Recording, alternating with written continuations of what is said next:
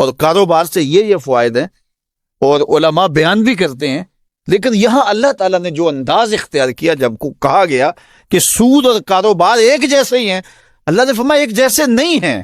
دلیل کیا؟ احل اللہ البیع وحرم الربا، اللہ تعالیٰ نے کاروبار کو، بیع کو حلال کیا ہے اور سود کو حرام کیا ہے۔ جب تمہارا رب ایک جیسا نہیں کہتا تو ایک جیسے کیسے ہو سکتے ہیں؟ بات ختم۔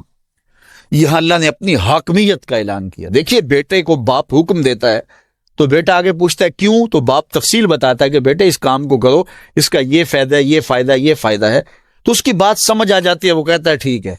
لیکن کبھی باپ اگر اس موڈ میں ہو کہ میں باپ ہوں، یہ میرا بیٹا ہے، تو وہ کہے کہ جناب کہ یہ کام کرو، تو وہ کہے کیوں، تو باپ آگے کہے کہ میں تمہارا باپ ہوں، میں تمہیں کہہ رہا ہوں، بات ختم۔ تو اس وقت کیوں کا جواب یہ ہے کہ میں باپ ہوں اور باپ کا حق ہے جو کہے بیٹا وہ مانے۔ شاگرد کہے کیوں، تو استاد اس کی حکمتیں بیان کرتا ہے کہ جناب یہ، لیکن کبھی استاد کہے میں استاد ہوں تمہیں کہہ رہا ہوں، جب میں کہہ رہا ہوں کہ یہ نہیں لینا، بات ختم۔ تو اللہ تعالیٰ جل شانہ نے ہمیں مختلف مواقع پر احکام کی حکمتیں بیان فرمائی ہیں۔ فرمایا کہ زنا کے قریب بھی نہ جانا، کیوں؟ انہ کان فاحشۃ وساء سبیلا، کہ یہ کھلی بے حیائی ہے اور یہ بڑا برا راستہ ہے، حکمتیں بیان کی گئی۔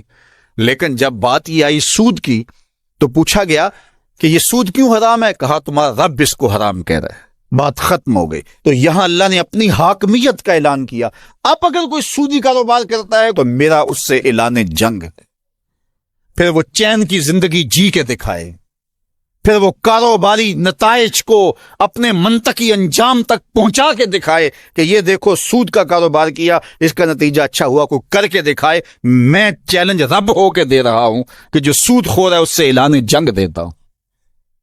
تو جب رب ہو کے کہتا ہے کہ میں اعلان جنگ دیتا ہوں، تو ایک کافر تو وہ چیلنج